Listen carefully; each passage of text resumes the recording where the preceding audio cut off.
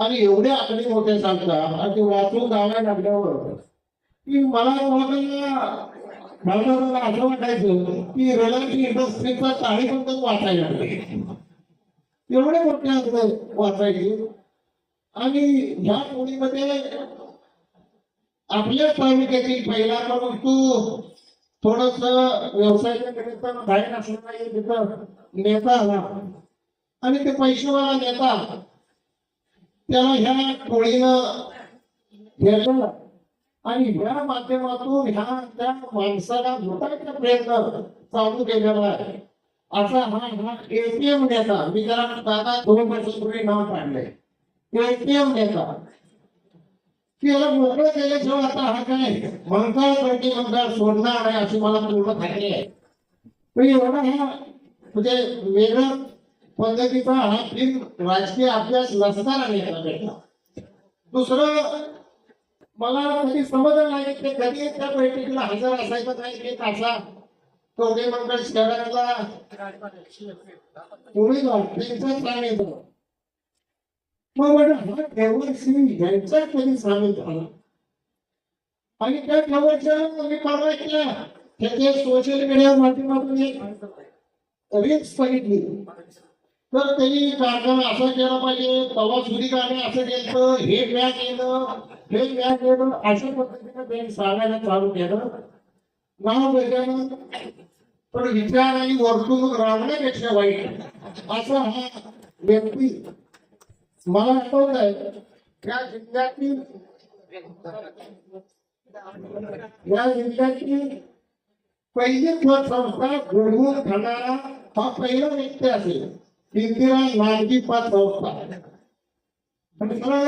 एक कासा यंत्र हातमाग असताना यंत्रमाग संस्था काढली. ती यंत्रमाग याला चालवता आली नाही आणि हे 10,000 सभासदांनी 500 कोटीचा कारखाना चालवायची भाषा करायला लागलाय.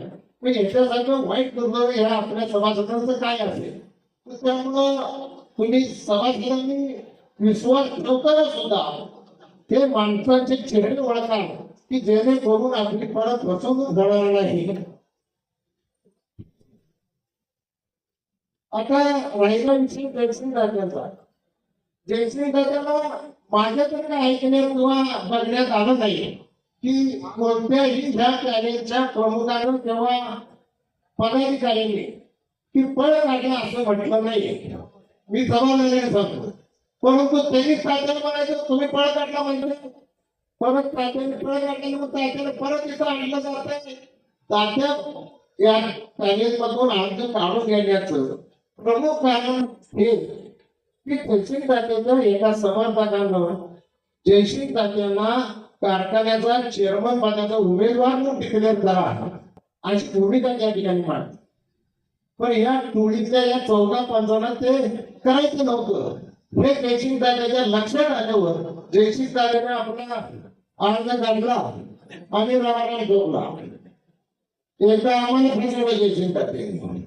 एका निवडणुकीला ह्याच कारखान्याचे आपण लढल्यावर 2 महिन्यांचे फिरले, अर्ज दाखल केले, मुंबई जाऊन बसले. आता ही दुसरी वेळ आहे. त्यामुळं या पॅनेलमध्ये काय फॉर्म आहे असं मला वाटत नाही.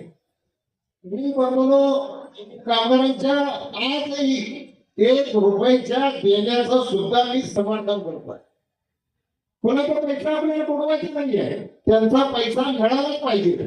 परंतु एक चूल पेटवताना 100 चुली विकणार असतील पण ते आंदोलन योग्य आहे असं मला वाटत नाही.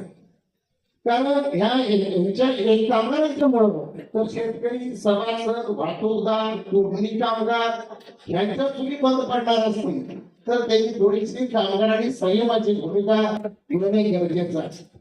आता दुसरे उमेदवार त्यांच्या आजूबाजू जातो त्या काही घोटाळ्याने हा माणसाला ह्या पॅनेलमध्ये काढल्याशिवाय आपलं या पॅनेलमध्ये वर्चस्व राहणार नाही.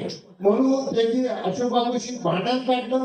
अशोक बाबूने रागारागे अर्ज मागे काढला आणि ह्या पॅनेलमधून जी चांगली माणसं होती ती बाजूला काढण्याचं काम ह्या गजाननराव कोठाळेने केलं. तर हा माणूस याला काहीच सहकार्यातलं माहिती पाहिजे. अशा माणसाच्या मागे जमू नका आणि ह्याला कारखान्यापेक्षा त्या एटीएम जो नेता आहे त्या नेत्याच्या पैशावर यांच्या नजरा आहे. त्यामुळं हा कारखाना ते त्याचे दाखवायचा आहे आणि त्याला ह्या एटीएम नेत्याला यामध्ये गुंतवून त्याला 5 त्याचा कसा मोकळा करून त्याला परत पाठवायचं आहे हे मात्र निश्चित झालेलं आहे. त्यामुळे तुम्ही असल्याला कुठल्याही भूमिकाला बळी न पडता अंतराय सगळ्यांच्या नेतृत्वाखाली पॅनेलला बहुमताने विजय करावं अशी मी शेतकरी विकास आघाडी अजितराव घोरपडे यांची शेतकरी विकास आघाडीच्या वतीनं तुम्हाला विनंती करतोय. थांबतोय.